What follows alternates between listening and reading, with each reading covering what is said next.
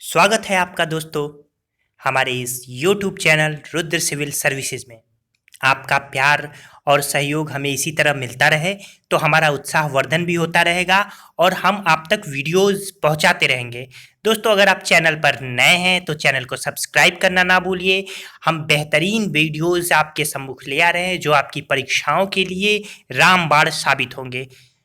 आज का जो चैप्टर है, यूं कहिए कि आज का जो टॉपिक है वो है मैसूर राज्य। आज के टॉपिक में हम मैसूर राज्य के बारे में, जो कि कर्नाटक में बसा हुआ मैसूर है, ये वही मैसूर है जहां श्रीरंगपट्टनम की संधि हुई थी टीपू सुल्तान और अंग्रेजों के बीच। यही इसी श्रीरंगपट्टनम के पास टीपू सुल्तान की मृत्यु हुई थी। ये वही मैसूर है जो हैदर अली जैसे वीर और टीपू सुल्तान जैसे वीरों की भूमि है। तो आइए दोस्तों, हम शुरू करते हैं मैसूर राज्य और इसके साथ साथ हम आंग्ल मैसूर युद्ध के बारे में भी इसी टॉपिक में चर्चा कर लेंगे। सबसे पहले देखते हैं कि विजयनगर साम्राज्य, जो कि दक्षिण भारत का साम्राज्य है, ये मध्यकालीन भारत के अंतर्गत शामिल है। तो विजयनगर साम्राज्य तालिकोटा राक्षसी तांगड़ी का युद्ध भी इसे कहा जाता है। तालिकोटा के युद्ध या राक्षसी तांगड़ी के युद्ध, जो कि 1565 में हुआ था, इसके पश्चात पूरी तरह से विजयनगर छिन्न भिन्न सा हो गया। इसके परिणाम स्वरूप 1612 ईस्वी में वेंकट द्वितीय द्वारा मैसूर में वाडियार राजवंश की स्थापना हुई, जो विजयनगर राज्य का ही भाग था। 18वीं शताब्दी में मैसूर का राजा चिक्का कृष्णराज था, परंतु शासन की वास्तविक शक्ति दो मंत्रियों, कौन कौन से, निंजराज एवं देवराज के हाथ में थी। इसी समय हैदर अली का उदय मैसूर में हुआ। आगे देखते हैं दोस्तों, हैदर अली का जन्म मैसूर के कोलार यानी कर्नाटक जिले में हुआ था 1721 में। उसके पिता का नाम, हैदर अली के पिता का नाम फतेह मोहम्मद था, जो कि मैसूर के राजा के यहाँ सेना में एक उच्च पद पर नियुक्त थे। हैदर की योग्यता से प्रभावित होकर मैसूर के प्रधानमंत्री निंजराज ने उन्हें 1755 में डिंडीगुल के फौजदार का पद प्रदान किया। फौजदार बनने के बाद उसने दो महत्वपूर्ण कार्य किए। कौन कौन? पहली, चूंकि वह निरक्षर था तो अपनी निरक्षरता की कमी को दूर करने के लिए खांडे राव नामक ब्राह्मण को अपना सलाहकार नियुक्त किया। दूसरा क्या किया? फ्रांसीसियों की सहायता से 1755 ईस्वी में डिंडीगुल में एक आधुनिक शस्त्रागार की स्थापना की। यह महत्वपूर्ण है दोस्तों कि हैदर अली ने कहाँ पे आधुनिक शस्त्रागार की स्थापना की, तो डिंडीगुल में। इसके बाद देखते हैं 1761 में वह राजा के स्थान पर स्वयं मैसूर का शासक बन गया, चूंकि काफी महत्वाकांक्षी शासक था, व्यक्ति भी था।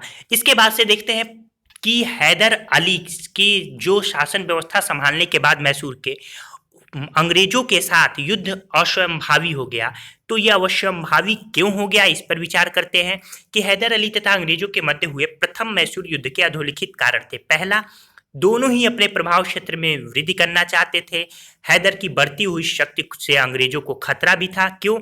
क्योंकि हैदर ने 1764 में पेशवा माधवराव को भी पराजित किया था। इस तरीके से मराठों से संधि करके कुछ भूभाग भी हथिया लिया था। तो ये हैदर अली की शक्ति काफी बढ़ गई थी, जो अंग्रेजों के लिए चिंता का विषय था। इसके बाद से हैदर के विरुद्ध अंग्रेज षड्यंत्र रच रहे थे, जो उसके लिए असहाय था। फिर हैदर अली अंग्रेजों के प्रबल शत्रु फ्रांसीसियों की ओर से और अधिक आकर्षित था। और अंतिम कि 1767 ईस्वी में हैदर अली ने कन्नड़ तट पे आए एक अंग्रेजी बेड़े को नष्ट कर दिया। ये सब परिस्थितियां ऐसी रही कि दोनों के बीच अब युद्ध जरूरी हो गया। उपर्युक्त कारणों के फलस्वरूप 1767 से 69 ईस्वी में हैदर अली तथा अंग्रेजों का प्रथम युद्ध हुआ। ध्यान रखिए दोस्तों, अंग्रेज और मैसूर राज्य के बीच 4 युद्ध हुए थे। सभी पर हम डिस्कस करेंगे। तो आइए वापस लौटते हैं प्रथम युद्ध पे।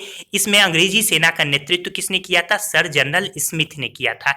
इस युद्ध में अंग्रेजों की बहुत क्षति हुई। अंत में 4 अप्रैल 1769 को अंग्रेजों ने हैदर अली से मद्रास की संधि कर ली। मद्रास की संधि में क्या तय हुआ, ये देखते हैं। इस संधि के अनुसार दोनों पक्षों ने एक दूसरे के विजित प्रदेश लौटा दिए। अंग्रेजों ने क्षतिपूर्ति के रूप में हैदर अली को बहुत सा धन दिया और दोनों पक्षों ने संकट के समय एक दूसरे को सहायता का वचन दिया। लेकिन अंग्रेजों ने विश्वासघात कर दिया। कब?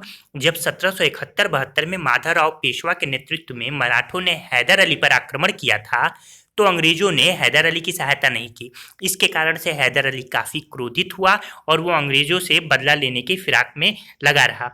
इस तरीके से द्वितीय आंग्ल मराठा युद्ध भी अब होना सुनिश्चित हो चुका था। जो कि 1780 से 1784 के मध्य हुआ। हैदर अली और अंग्रेजों के मध्य इस युद्ध के, द्वितीय मैसूर युद्ध के, दो प्रमुख कारण थे। कौन कौन से? प्रथम, मद्रास की संधि का अंग्रेजों ने उल्लंघन किया था, और दूसरा, अंग्रेजों ने माहे नामक फ्रांसीसी बस्ती, माहे जो इस समय पुदुचेरी राज्य के केंद्र शासित प्रदेश के अंतर्गत है, लेकिन माहे केरल राज्य की सीमा पर पड़ता है, यानी वहां कौन सी भाषा बोली जाती है? माहे में मलयालम बोली जाती है। ये फ्रांसीसी उपनिवेश रहा है। तो माहे नामक फ्रांसीसी बस्ती पर अधिकार कर लिया, जो मैसूर राज्य में थी। अब इसके बाद हैदर अली द्वारा 1769 में त्रिगुड़ संघ की स्थापना भी हुई थी। ये भी एक बहुत प्रमुख कारण रहा। त्रिगुड़ संघ क्या था? हैदर अली, हैदराबाद का निजाम तथा हैदर अली दोनों ही अंग्रेजों से असंतुष्ट थे। इधर मराठे पहले ही अंग्रेजों से युद्ध कर रहे थे। इन परिस्थितियों में तीनों ही भारतीय शक्तियों ने आपस में मिलकर एक संयुक्त मोर्चे की स्थापना की। उक्त सभी कारणों ने द्वितीय मैसूर युद्ध के अवश्यंभावी बना डाला, यानी बना दिया।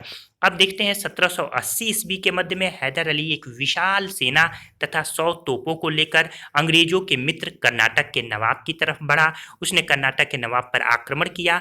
देखते देखते पूरा कर्नाटक हैदर अली के अधीन हो गया।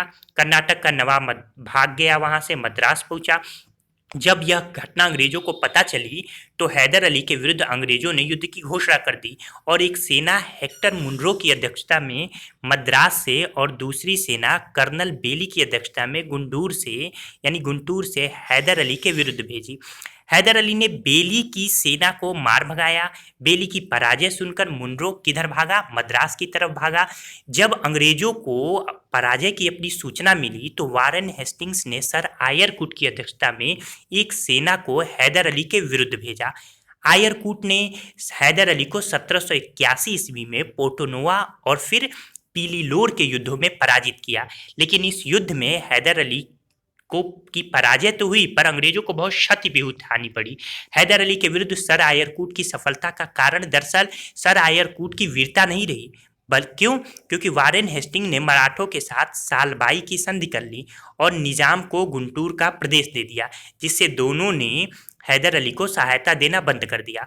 अब इधर युद्ध चल रहा था कि 6 दिसंबर 1782 ईस्वी में हैदर अली की मृत्यु हो गई। उधर सर आयरकूट की भी मृत्यु हो गई। हैदर अली की मृत्यु के पश्चात उसका पुत्र टीपू युद्ध बंद नहीं किया, और इस तरीके से टीपू ने युद्ध जारी रखा। अंत में टीपू ने अंग्रेजों से मंगलौर की संधि कर दी। यह मंगलौर की संधि अंग्रेजों के लिए अच्छी नहीं रही। इसके एवज में मंगलौर की संधि के बारे में देख लेते हैं। मार्च 1784 में टीपू और मद्रास के अंग्रेज गवर्नर जॉर्ज मैकार्टनी के मध्य मैंगलोर की संधि हुई। इसके बारे में कहा जाता है, ये देखिए, द्वितीय आंग्ल मैसूर युद्ध के पश्चात मंगलौर की संधि से असंतुष्ट होकर वारेन हेस्टिंग्स ने कहा था, यह मैकार्टिनी कैसा आदमी है, मैं अभी भी विश्वास करता हूं कि वह संधि के बावजूद भी कर्नाटक को खो देगा। तो यह स्टेटमेंट याद रखिएगा। यहाँ आप देख लीजिए कि मंगलौर की संधि किसके किसके बीच हुई थी, तो टीपू सुल्तान और मद्रास के अंग्रेज गवर्नर जॉर्ज मैकार्टनी के मध्य हुई थी। याद हो गया ये आपको? ये महत्वपूर्ण टॉपिक है। इसके बाद देख लेते हैं हम लोग ये सभी पॉइंट, कौन कौन से युद्ध, कौन कौन से आंग्ल मैसूर युद्ध हुए। 4 आंग्ल मैसूर युद्ध हुए। मैसूर इस समय सुल्तान कौन था, बंगाल का गवर्नर कौन था, फिर संधि यहाँ पे देख लीजिए, फिर विशिष्ट तथ्य। क्यों बंगाल का गवर्नर की यह बात है? क्योंकि उस समय गवर्नरी बंगाल में ही चल रही थी। भारत का गवर्नर जनरल अभी यहाँ पे इस तरीके से पद का सृजन नहीं हो पाया था। तो आइए आगे देख लेते हैं। प्रथम आंग्ल मैसूर युद्ध में मैसूर युद्ध में हैदर अली जो था वो कौन सा था? मैसूर का सुल्तान था। फिर बंगाल का गवर्नर लॉर्ड, यहाँ पे ध्यान दीजिए, एक आध चीज जो कि बातें हैं मैं आपको कंफर्म यानी क्लियर करना चाहूंगा कि लॉर्ड वेरेल्स्ट। फिर संधि हुई मद्रास की संधि। हैदर दक्षिण भारत का प्रथम शासक था जो अंग्रेजों से पराजित नहीं हुआ। द्वितीय आंग्ल मैसूर युद्ध 1780 से 84 तक चला। हैदर अली की मृत्यु के बाद टीपू सुल्तान ने कमान संभाली। इस समय गवर्नर जनरल वारेन हेस्टिंग्स हो गया था। मंगलौर की संधि से यह युद्ध समाप्त हुआ। हैदर अली की मृत्यु के बाद टीपू के नेतृत्व में युद्ध चला था। तृतीय आंग्ल मैसूर युद्ध में टीपू ने नेतृत्व किया। लॉर्ड कॉर्नवालिस इस समय गवर्नर थे। श्रीरंगपट्टनम की संधि हुई थी 1792 में, जिससे टीपू का आधा राज्य हाथ से निकल गया। चतुर्थ आंग्ल मैसूर युद्ध 1799 में हुआ था। लॉर्ड वेलेस्ली इस समय गवर्नर थे और इसी युद्ध के बाद यानी इसी युद्ध में हैदर अली की श्रीरंगपट्टनम के पास मृत्यु हो गई। मैसूर में वाडियार वंश की स्थापना हो गई और अंग्रेजों ने वाडियार वंश के शासक कृष्ण से सहायक संधि की। तो ये चार्ट, इसका स्क्रीनशॉट ले लीजिए, इसे 2-3 बार आप लोग जरूर देख लीजिए, क्योंकि यहाँ से भी प्रश्न पूछे जा सकते हैं कि कौन सा उस समय गवर्नर जनरल था मैसूर युद्ध के समय। चलिए, तृतीय आंग्ल मैसूर युद्ध के पश्चात हुई श्रीरंगपट्टनम की संधि की शर्तों से उत्साहित होकर लॉर्ड कॉर्नवालिस ने डंडस को पत्र में लिखा था कि हमने अपने मित्रों को शक्तिशाली बनाए बिना ही अपने शत्रुओं को कुचल दिया। फिर टीपू सुल्तान का यहाँ मूल्यांकन कर लेते हैं। टीपू सुल्तान हैदर अली का पुत्र था। उसका जन्म 20 नवंबर 1750 को हुआ था। हैदर अली की मृत्यु के बाद वह सुल्तान बना था। 1782 से 1799 तक वह सुल्तान के पद पर रहा, यानी सुल्तान रहा।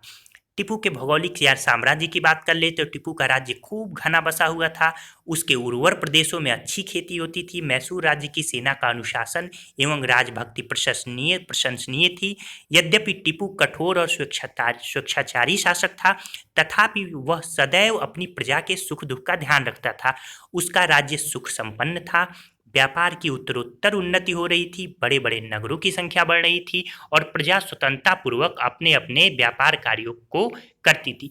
तो इस तरह आपने देखा कि विदेशी आगंतुकों ने टीपू का वर्णन किस प्रकार से किया है।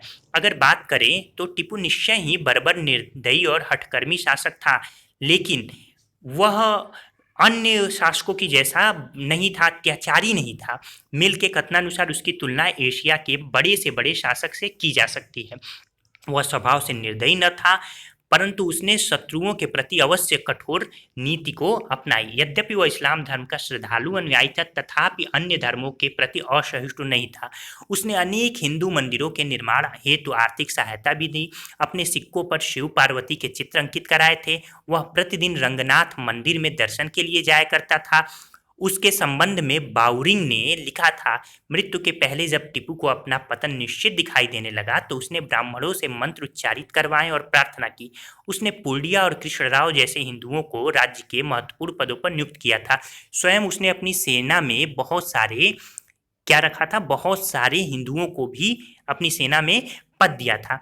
इसके अलावा टीपू की अगर बात करें तो टीपू ने आधुनिक कैलेंडर की भी शुरुआत की थी। टीपू ने कहा था अंग्रेजों के बारे में कि मैं अंग्रेजों के स्थल साधनों को तो समाप्त कर सकता हूँ, परंतु समुद्र को तो नहीं सुखा सकता। इसके अलावा टीपू ने पातशाह की भी उपाधि धारण की। 1796 में नौसेना बोर्ड का भी गठन किया था। तो इस तरीके से जितनी भी महत्वपूर्ण बातें हो सकती हैं वो मैंने आपको बता दी। यहाँ कुछ फैक्ट आपके सामने है, इस फैक्ट का स्क्रीनशॉट ले लीजिए। जो मैंने अब तक बोला वही सब चीज़ें हैं। कुछ और भी महत्वपूर्ण बातें हैं, जैसे आज पूरब का साम्राज्य मेरे कदमों पर पड़ा है, यह कथन किसका है? तो चतुर्थ आंग्ल मैसूर युद्ध के बाद वेलेस्ली ने कहा था। इसी तरीके से टीपू सुल्तान ने चांदी के कौन कौन से सिक्के चलाए थे? आबिदी, बाकिरी और जाफरी चलाए थे। फिर इसके बाद से और भी चीज़ें जो मैंने बताई, इसका स्क्रीनशॉट ले लीजिए और इसे जरूर पढ़ लीजिएगा। टीपू सुल्तान किस क्लब का सदस्य था? तो जैकोबिन क्लब का सदस्य था। फिर हैदर अली का जन्म कहाँ हुआ था? तो बूदिकल कोट कोलार जिले में हुआ था, कर्नाटक में। तो दोस्तों, उम्मीद है आपको ये लेक्चर पसंद आया होगा। अपने कमेंट के माध्यम द्वारा हमें सूचित जरूर कर सकते हैं आप, अगर चाहें तो। इसके अलावा हम लगातार आप तक वीडियोस पहुंचाते रहेंगे। पूरा वीडियो देखने के लिए आपका धन्यवाद। चैनल पर नए हैं तो एक बार और मैं बताना चाहूँगा, चैनल को सब्सक्राइब करना ना भूलिए। धन्यवाद दोस्तों।